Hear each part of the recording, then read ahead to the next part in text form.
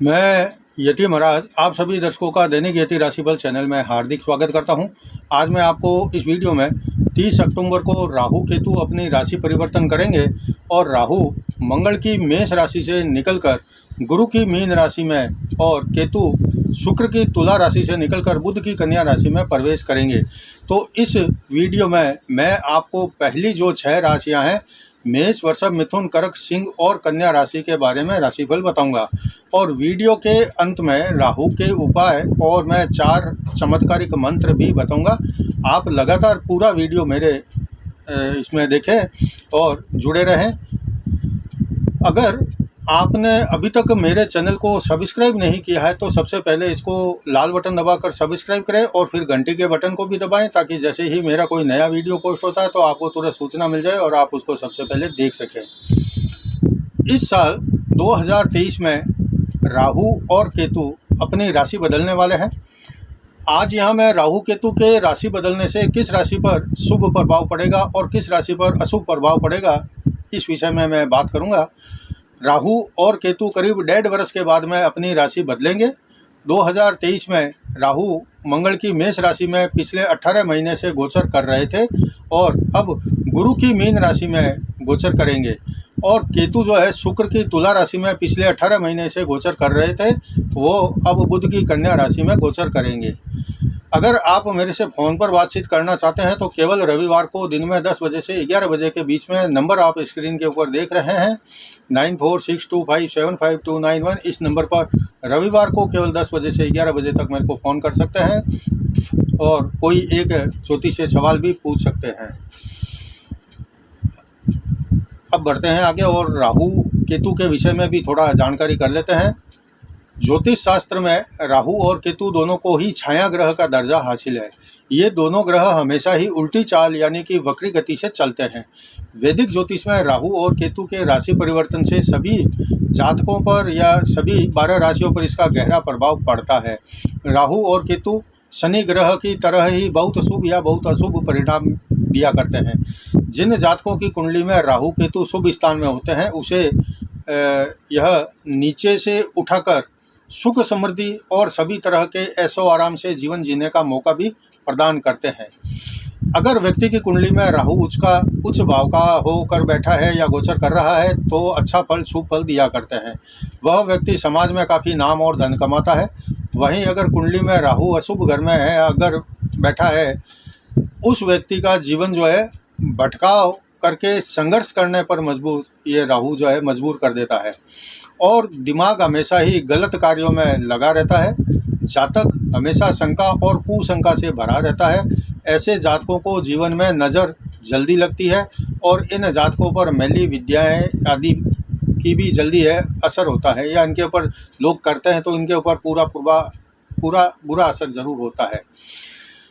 राहु केतु के अशुभ होने पर इनको जीवन में अनेक प्रकार के बंधन का सामना करना पड़ता है। ऐसा महसूस होता है कि किसी ने कुछ कर दिया है और उसके कारण घर में धन नहीं आता, बरकत रुक जाती है, लड़ाई झगड़े होने लगते हैं और कोई न कोई रोग भी घेरे रहता है। परिवार में बिना वजह अशांति रहती है और जातक का मन घर में नहीं लगता और घर से बाहर निकलते ही उनको अच्छा महसूस होता है। पुरुष है तो स्त्री और स्त्री है तो उसको पुरुष जीवन साथी अच्छा नहीं मिलता और कलेश चलता रहता है या फिर भी धन और संतान संबंधी समस्याएं जो है ऐसे पति पत्नी के बीच में बनी रहती है जिनके राहु और केतु कुंडली में जन्म समय के अशुभ होते हैं या फिर गोचर करते समय अशुभ स्थान में गोचर करते हैं। अगर आपकी कुंडली में राहु केतु अशुभ है तो जीवन में अनेक समस्याएं आपको आ रही होगी। इसलिए आप अपनी कुंडली किसी विद्वान ज्योतिषी को बताकर राहु केतु के बारे में जानकारी करें और कुंडली के अनुसार उपाय करें तो आपको लाभ मिलने की संभावना बढ़ जाएगी। जीवन में जो है कष्टों में आपके कमी आएगी और शुभ फलों का जो है विस्तार होगा, वृद्धि होगी, तो इससे आपका जीवन सरल बन जाएगा। मैं भी इस वीडियो के अंत में राहु केतु के कुछ उपाय और मंत्र आदि बताऊंगा। आप लगातार इस वीडियो को पूरा देखें। राहु किसी एक राशि से दूसरी राशि में आने के लिए करीब 1.5 वर्ष यानी 18 महीने का समय लगाते हैं।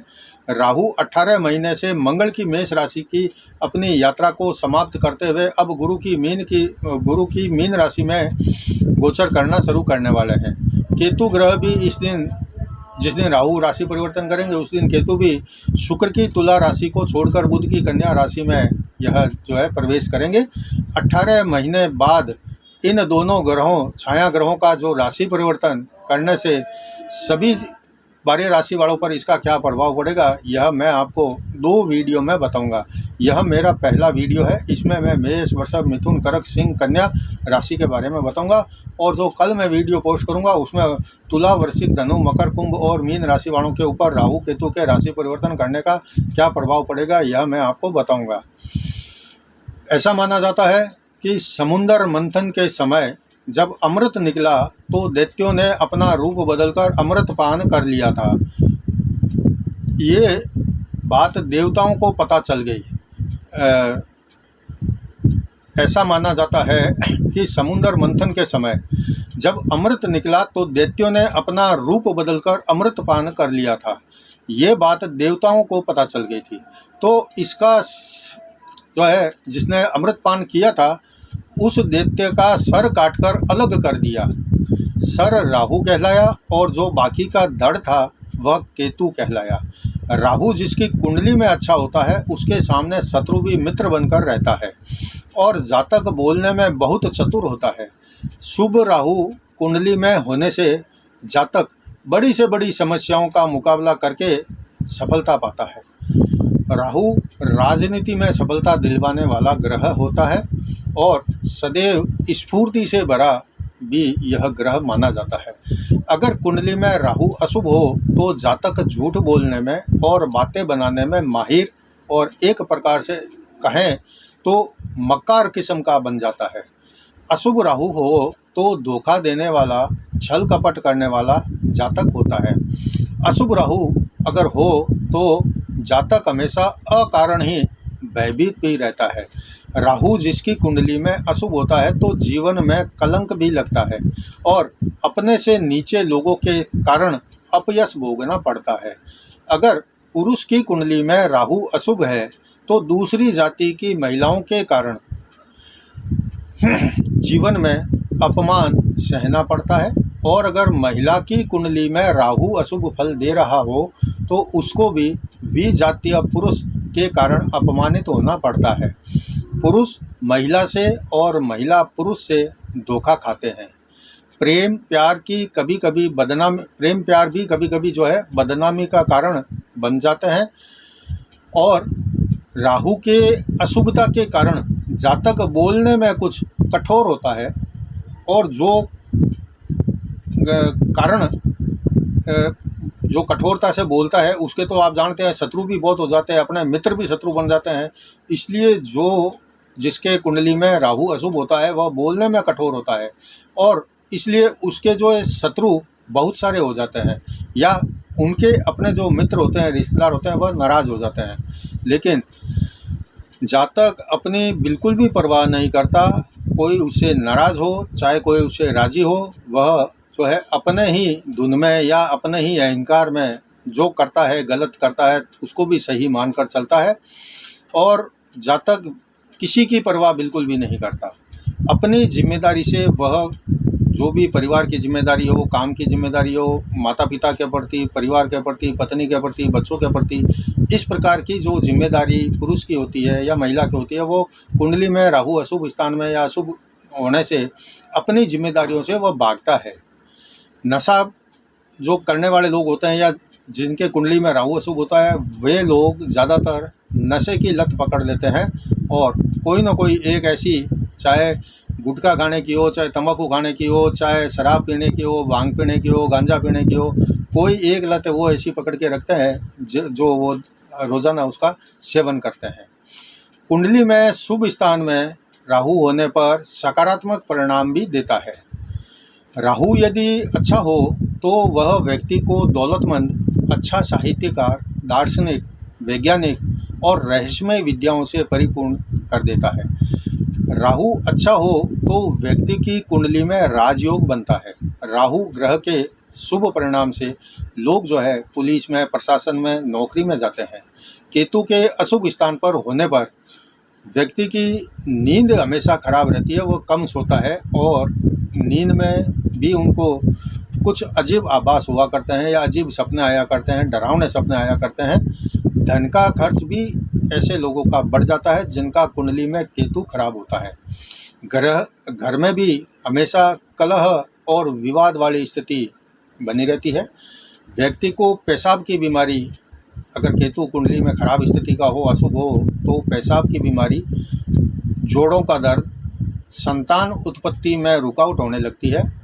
बच्चों से संबंधित परेशानी, बुरी हवा या अचानक धोखा होने का खतरा भी केतु के अशुभ होने पर कारण बन जाता है। राहु केतु के अक्टूबर महीने में 30 तारीख को राशि परिवर्तन करने से सभी 12 राशियों पर कैसा प्रभाव पड़ेगा, यह मैं 2 वीडियो में बताऊंगा। इस वीडियो में पहली 6 राशियों के बारे में मैं बताऊंगा और अगले वीडियो में बाकी की 6 राशियों के बारे में कल आपको मैं बताऊंगा।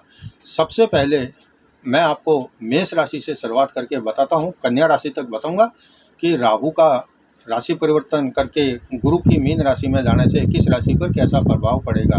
सबसे पहले देखते हैं मेष राशि। पिछले 18 महीने से राहु जो है आपकी राशि में गोचर कर रहे थे और अब आपके 12वें खर्च भाव में राहु का गोचर हो रहा है। 12वें खर्च भाव में राहु का गोचर होता है तो जातक नौकरी करने वाला, व्यापार करते रहने पर भी लाभ न पाने वाला, परिश्रमी, मेहनती, ज़्यादातर कम सोचने वाला, एक टाइप से ऐसा भी कह सकते हैं कि मूर्खतापूर्ण काम करने वाला, या राहु ये सारा करवा देता है, समझदार आदमी से भी गलती करवा देता है, अधिक चिंता करने वाला, मतिमंद, कपटी और नीच वृत्ति वाला बन जाता है। ऐसा जातक का जो केवल है विदेश से अगर कोई कामकाज है तो वह विदेश से धन प्राप्त करता है। अब जो है आपकी राशि से यानी मेष राशि से राहु जो है 12वें खर्च भाव में गोचर कर रहा है। ये भाव खर्च का होता है, इसलिए अब आपके अनावश्यक खर्चों को बढ़ाएगा। इसलिए आप इस गोचर के दौरान 18 महीने तक जितना हो सके खर्च पर कंट्रोल रखें और धन को बचाएं। अगर आप नौकरी कर रहे हैं तो आपको नौकरी बदलने में दिक्कत होगी और नौकरी वाले स्थान पर आपसी लोगों की शत्रुता या उनसे टकराव बढ़ सकता है। 12वें खर्च भाव में बैठकर राहु आपके चौथे सुख और माता स्थान को, छठे रोग ऋण शत्रु स्थान को और 8वें मृत्यु स्थान को देखेंगे। इसका मतलब यह हुआ कि राहु आपके कुंडली में 4 भावों को प्रभावित करेगा और ये चारों भाव अगर देखें तो इसमें छठा, 8वां और 12वां भाव अशुभ भाव में माना जाता है। इसलिए आपकी समस्या कुछ अधिक बढ़ी भी रहेगी। विशेषकर आपको 2 सलाह मैं दे रहा हूँ, इसका अगर पालन करेंगे तो आपको हानि नहीं होगी। पहला, अब 18 महीने तक आपको वाहन आदि चलाते समय सावधानी रखने की ज़रूरत है। कोई चोट आदि लगने का भय है, किसी प्रकार का ऑपरेशन आदि होने का भी भय है।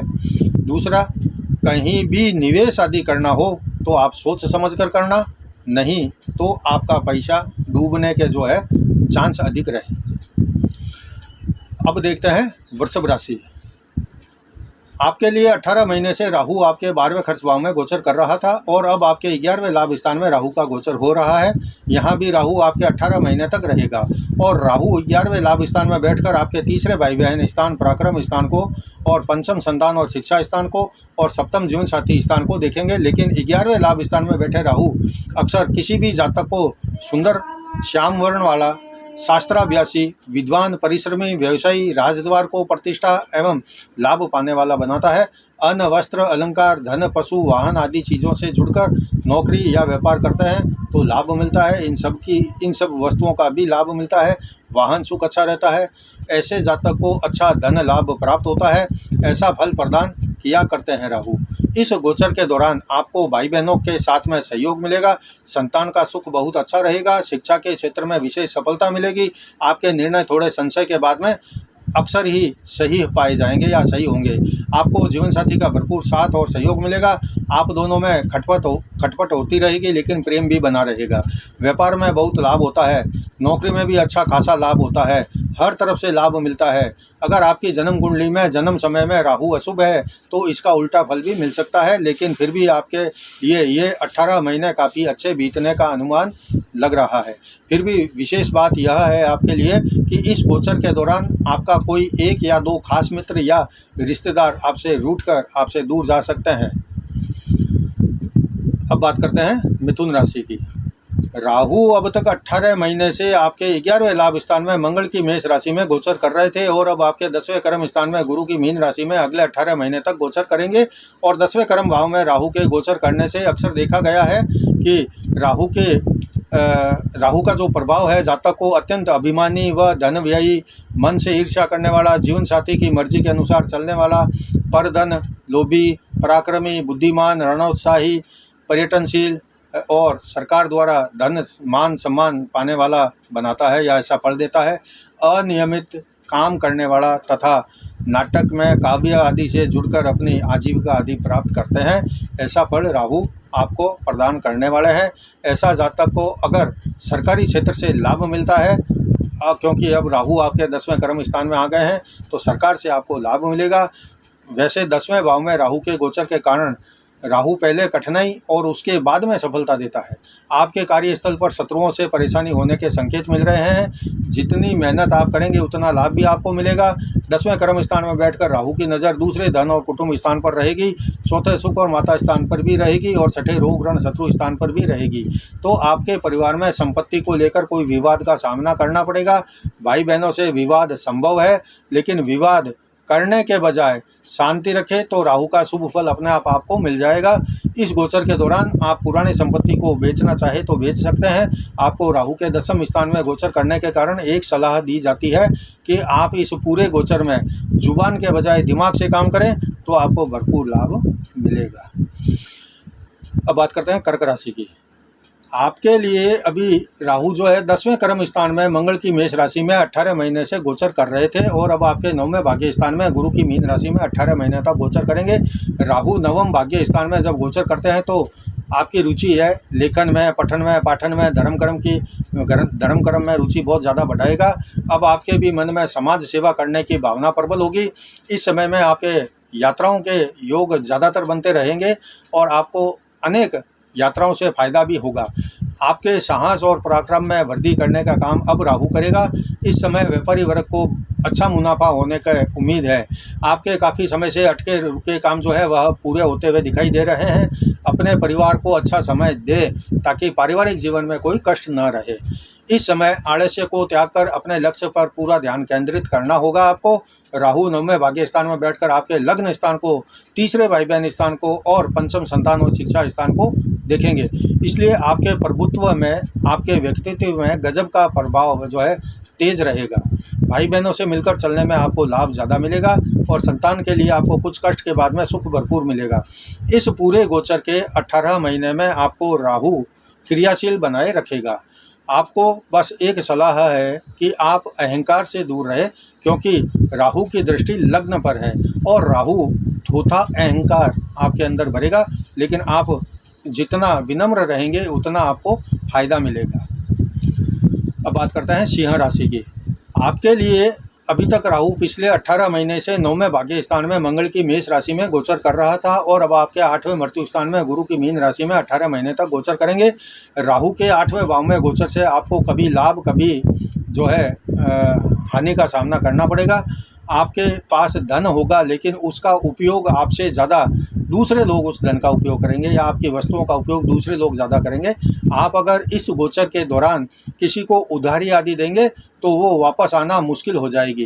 कारण कि एक तो पहले ही 8वें अशुभ मृत्यु स्थान में गोचर राहु का चल रहा है और दूसरा राहु की जो सीधी दृष्टि है वह 12वें खर्च भाव पर, दूसरे धन और कुटुंब स्थान पर और चौथे जीवन के सुख और माता स्थान पर रहेगी। इसलिए हाथ में आया हुआ धन भी किसी न किसी रूप से निकल जाएगा और लोग मौज में रहेंगे और आपको हैरानी और परेशानी के सिवाय कुछ नहीं मिलेगा। आपको इस पूरे गोचर में धन को संभालना ही पड़ेगा। भले ही कोई उधार मांगे और आप न दें तो रिश्ता टूटता है तो भले ही तोड़ दे, क्योंकि अगर आपने शर्म करके उधार पैसे दे दिए तो वो पैसे आपके हाथ से चले जाएंगे, वापस इस जीवन में तो मिलने वाले नहीं रहेंगे। मेरे कहने का मतलब यह है कि राहु के गोचर के दौरान आप 4 का 6 करने की बजाय करने की कोशिश न करें, नहीं तो आपके हाथ में केवल 4 से घटकर 2 रह जाएगा, 6 बनेगा नहीं। इस गोचर में राहु आपको गलत काम करके पैसा कमाने के लिए उकसाएगा, लेकिन आपको कोई गलत काम करके पैसा नहीं बनाना है, वरना गलत काम का अंजाम भी गलत ही होता है। राहु के इस गोचर में आपको हो सकता है किसी महिला के द्वारा साथ में काम करने का प्रपोजल मिले, या कोई महिला आपके कारोबार में आपको नौकरी आदि का ऑफर दे सकती है, लेकिन सोच समझकर ऑफर को स्वीकार करो, कहीं धोखा ना हो जाए। आप तो इस समय में विदेशों से पैसा कमाने में असफल हो सकते हैं। आपके ससुराल से भी आपका जो संबंध है वह बिगड़ सकता है। आंखों का इस गोचर के दौरान 18 महीने तक पूरा ध्यान रखें, कोई चोट आदि लग के नुकसान भी हो सकता है। पैतृक संपत्ति का मामला भी आपका बिगड़ने का योग बन रहा है। हो सकता है कि पैतृक संपत्ति को लेकर परिवार में विवाद हो जाए। आपको ऐसे विवाद अगर उठता है तो आपको हो सकता है कानून आदि की मदद या सहारा भी लेना पड़ सकता है। हैरानी और परेशानी की हालत में आपकी वाणी में अभद्रता, अश्लीलता हो सकती है, जो आपके लिए नुकसान का कारण बन सकती है। सावधान रहे, सतर्क रहे, शांति से रहे और लापरवाह तो इस गोचर के दौरान बिल्कुल न रहे। आपको इस राहु के 8वें भाव में गोचर के समय एक सलाह दी जाती है कि आप केवल अपने आप पर भरोसा रखें, लेकिन इतना भी अति विश्वास अपने आप पर न करें या अति आत्मविश्वासी न बने कि खुद की गलती से कोई नुकसान आपको उठाना पड़े। अब बात करते हैं इस वीडियो की अंतिम कन्या राशि की। अभी तक आपके अष्टम मृत्यु स्थान में राहु का गोचर चल रहा था और अब आपके सप्तम जीवन साथी स्थान में गुरु की मीन राशि में राहु का गोचर 18 महीने के लिए चल रहा है और आपकी राशि में केतु का गोचर हो रहा है। सप्तम स्थान में राहु का गोचर जो है आपके लिए मिले जुले परिणाम देने वाला रहेगा। कभी खुशी कभी गम जैसी स्थिति बनी रहेगी, लेकिन अधिकतर आपके मन में कोई न कोई अज्ञात भय भी बना रहेगा। सप्तम स्थान में राहु बैठकर 11वें लाभ स्थान को और आपके लग्न स्थान को और तीसरे भाई बहन स्थान को देखेंगे। राहु अब आपको खूब मेहनत करने पर ही सफलता प्रदान करेंगे। आपके लिए उम्मीद रखना ही एकमात्र ऐसा रास्ता है कि आप कोई काम के अपने मेहनत से कर सकते हैं तो करो, नहीं तो आपके लिए एकमात्र रास्ता यही है कि उम्मीद रखो कि राहु आपको अच्छा फल देंगे या आपका काम हो जाएगा। वैसे आपको व्यापार में भी काफ़ी उतार चढ़ाव देखने को मिलेगा। परिवार में किसी बात को लेकर विवाद की स्थिति उत्पन्न होगी। संतान का सुख भी अच्छा रहेगा, लेकिन संतान पर खर्च भी करना पड़ेगा। कोई नया व्यापार आदि करना हो तो पहले अपनी स्थिति को मजबूत करना पड़ेगा, फिर ही आप शुरू करें।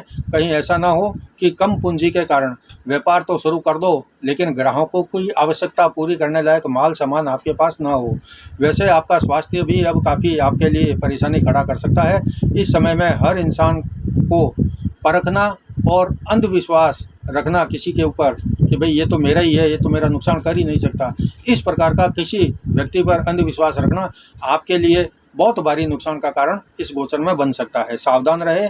जीवन साथी के साथ में विवादों पर जल्दी लगाम लगाएं और यात्रा आदि करते समय भी सावधान रहे, विवादों से दूर रहे, भगवान की भक्ति करें और राहु के उपाय अवश्य करें।